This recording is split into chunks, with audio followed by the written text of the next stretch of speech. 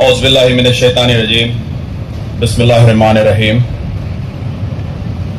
आज इस खूबसूरत मंच पर तशरीफ फरमा डॉक्टर राम भुयानी साहब, जो इस उम्र में भी हिंदुस्तान के हिंदू मुस्लिम को हकीकत बताते हैं और एकजुटता के लिए काम करते हैं, आपको हमारी तरफ से सलाम।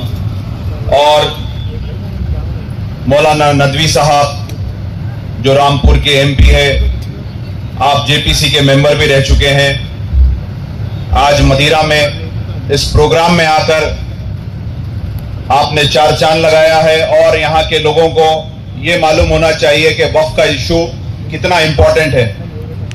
हफीजुर रहमान साहब जो जेएनयू के प्रोफेसर है, सुधाकर राव साहब सीपीएम, मौलाना सैयद साहब, मौलाना जलील साहब, तारिक अंसारी साहब जो इस तेलंगाना स्टेट कमीशन के चेयरमैन हैं, और जनाब अमजदुल्ला खान साहब तर्जुमान एमबीटी। और अमजदुल्ला खान साहब की खुसूसियात ये है कि जहां जरूरत पहुंचती है तो सबसे पहले मेडिसिन अमजदुल्ला खान ही लेके जाते हैं। कोई भी चीज का अगर मसला होता है तेलंगाना में, चाहे मसाजिदों का मसला हो या बीमार का मसला हो, कोई भी चीज का मसला हो, सबसे पहले अगर कोई हाजिर रहते हैं तो अमजदुल्ला खान साहब। अल्लाह उनको बहुत जल्द नवाजेगा और बहुत अच्छे मुकाम पर नवाजेगा। आज भी स्पोक पर्सन रह के एक एमबीटी पार्टी के वो पूरे तेलंगाना को हराए हुए हैं। और मैं तमाम दीगर लोगों का भी यहाँ पे खैर मकदम करता हूँ। और इस प्रोग्राम के ऑर्गेनाइजर मुस्लिम आइकिया संगम, जिसके सदर हैं मौलाना शेख मुजाहिद साहब, जो बहुत बेहतरीन प्रोग्राम ऑर्गेनाइज करे हैं, शेख हुसैन साहब जो वाइस प्रेसिडेंट है, और हमारे जब्बार साहब जो इसके स्पोक पर्सन है और अच्छा ऑर्गेनाइज करे हैं ये प्रोग्राम को। देखिए, सबने तो अपनी अपनी बात कर दी और कुछ बचा नहीं बात करने के लिए।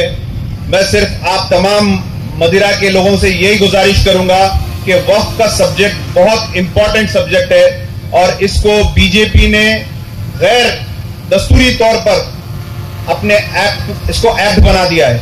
और मैं सलाम करता हूं 232 एमपीज को जो रात के 3 बजे तक रुककर इस बिल की मुखालिफत करे, जिसमें हमारे नदवी साहब भी हैं और आपकी पार्टी के सदर का भी हम शुक्रिया अदा करते हैं।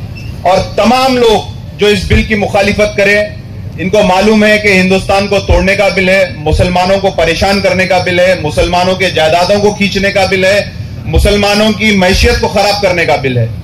देखिए, कुछ लोग समझ रहे हैं कि वक्फ से हमारा क्या ताल्लुक है, ना हम वक्फ के किराएदार हैं, ना वक्फ की हमको जमीन मिली है। तो मैं आप तमाम को यही बोलूंगा कि आप जहां पे भी बैठ रहे हैं, कोई होटल में बैठ रहे हैं, कोई चबूतरे पे बैठ रहे हैं, कोई दावत में बैठ रहे हैं, कोई किसी से मुलाकात कर रहे हैं, तो वक्फ के ताल्लुक से डिस्कस करिए। ये आपका खुद का इशू है। जिस मसाजिद में आप नमाज पढ़ते हैं वो इमाम मदरसे से आते हैं, वो वक्फ का, वो मसाजिद वक्फ की।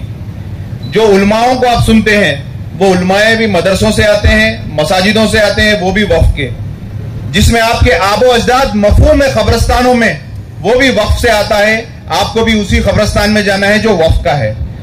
जिस इंस्टीट्यूट से आप फैज पा रहे हैं, कई इंस्टीट्यूट से, वो भी वक्फ के हैं। तो ऐसे वक्फ के कई चीजें हैं जिसको हम डिनाई नहीं कर सकते हैं। कई जमीनात है, कई मदरसे हैं जो वक्फ के हैं जिसको हम डिनाई नहीं कर सकते। तो वक्फ हमारा खुद का मसला है। आप अगर आप वक्फ के मामले में खामोश बैठेंगे, देखिए आपकी खुद की जमीन को खींचा जा रहा है एक दस्तूर की खिलाफ वर्जी करते हुए। दस्तूर हमको बराबर रहने का हक देता है, दस्तूर हमको साथ चलने का हक देता है, दस्तूर हमको अपनी आवाज बुलंद करने का हक देता है, दस्तूर हमको एहतजाज करने का हक देता है। आज मोदी गवर्नमेंट हमारे साथ हर वो चीज कर रही है जो हमको नाकबूल है। जैसा कि आपको मालूम है, ट्रिपल तलाक का बिल हम पे ला दिया गया है। आज बताइए कौन सा मुसलमान जाकर मोदी को बोला कि भाई आप ये वक्फ का बिल लाओ। वक्फ एक इस्लामिक प्रैक्टिस है जिसमें मंशा वक्फ के तहत आपका काम होता है।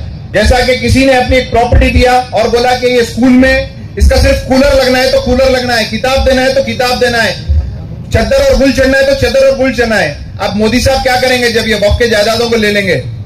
और आर्कोलॉजी में हमारी जो वक्फ के जायदादें हैं, उस जायदादों को अभी इमीडिएटली इस एक्ट के हिसाब से डायरेक्ट गवर्नमेंट के अंडर में ले लिया गया है। जैसा कि हैदराबाद और तेलंगाना की सबसे बड़ी मस्जिद है मक्का मस्जिद, वो आर्कोलॉजी सर्वे ऑफ इंडिया में आती है। अब उस मस्जिद में बोलेंगे कि इमाम साहब آپ وقت سے تعلق نہیں ہے، ہم سے تعلق ہے، آواز کم رکھیے، دھیمی رکھیے، جمعے کی نماز نہیں ہونا، فلانا خطبہ نہیں ہونا، یہاں پہ بھی شوٹنگ بھی چلے گی. بہرحال جو چیز ہمارے ہاتھ میں سے نکل جائیں گی تو کچھ بھی ہوگا. تو ہم کو نسلوں کے لیے اگر کچھ بچانا ہے تو وہ وقت بچا سکتے ہیں. کم سے کم وقت میں آپ کا کچھ نہیں ہوگا، لیکن آپ کی خبر جو رہیں گی وہ وقت کے قبرستان میں رہے گی. آپ جہاں مفہوم ہوں گے وہ وقت کا قبرستان رہے گا. تو کافی باتیں سب نے بول دی ہیں. میں عوام الناس سے بھی یہی کرتا ہوں، یہ بیٹھنے کا وقت نہیں ہے، یہ سونے کا وقت نہیں ہے. ہم کو نکلنا پڑے گا. جب تک ہم نہیں نکلیں گے، جب تک ہم اپنے حق کے لیے نہیں لڑیں گے تو یہ بل واپس نہیں ہوگا. 11 سال کے دور اقتدار میں مودی کے اب تک 100 بل آئے، کوئی بل واپس نہیں کیا سوائے کسانوں کے بل کے. ڈیلی پروٹیسٹ کریں گے تو برابر یہ بل واپس ہوگا. جس طریقے سے تمام ہمارے سیکولر ہندو بھائیوں نے اس بل کی مخالفت کیا ہے، جس طریقے سے ڈاکٹر رام پویانی صاحب آ کر ہر وقت ایک سچائی سامنے لاتے ہیں، جس طریقے سے ہماری ہسٹری کے کتابوں کو چینج کر دیا جا رہا ہے، جس طریقے سے ہمارے راجاؤں کو بدنام کیا جا رہا ہے، جس طریقے سے ہماری گنگا جمنا تہذیب نفرت بھری جا رہی ہے، تو ہمارے نسلوں کو یہ سمجھانا ہے. اس چھوٹے سے گاؤں میں جو آج مسلم آئیکیا سنگم نے یہ پروگرام کیا ہے، ان کو میری طرف سے 100 سلام. آج حیدرآباد سے ہم یہاں آنے کی وجہ، یو پی سے آنے کی وجہ، دلی سے آنے کی وجہ، بمبئی سے آنے کی وجہ یہ ہے کہ یہ وقف کے بل کے لیے سب کو معلوم ہے یہ مسلمانوں کے لیے کتنا نقصان دہ رہے گا. اور اس میں آپ ایس سی ایس ٹی تمام بھائیوں کو لے کے چلیے، اور یہ بل کی مخالفت کے لیے جہاں جہاں پروٹیسٹ ہو رہا ہے تو ہم کو ایک حصہ بن کر ایک جہتی کے ساتھ، اتحاد کے ساتھ اگر ہم کام کریں گے تو انشاءاللہ یہ بل کو بالکل واپس کرائیں گے. اور یہ بل واپس ہی اگر ہوگا تو ہم سرخرو ہوں گے. ایکسپرٹ کا یہی کہنا ہے کہ ہندوستان کی تاریخ میں 1947 سے